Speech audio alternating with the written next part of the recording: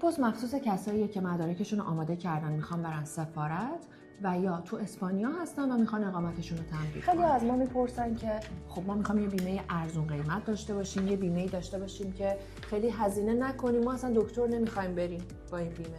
ولی اینو باید بدونید سفارت و اداره مهاجرت بیمه‌ای رو قبول میکنه که حتما تمام موارد و اتفاقایی که اگر احیانا برای شما بیفته شامل بستری شدن، اگر مریضی داشته باشین، ویزیت دکتر، همه اینها رو باید کاور بکنه.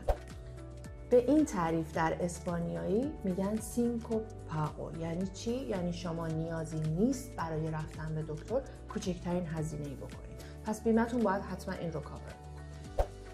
و همچنین یه شرط دیگه که باید این بیمه داشته باشه، شما نباید دوره انتظار داشته باشید. یعنی چی؟ یعنی از زمانی که بیمه شما اکتیو میشه شما باید حق اینو داشته باشین که از اون بیمه استفاده کنید. و به این تعریف در اسپانیایی میگن سین کارنسیا.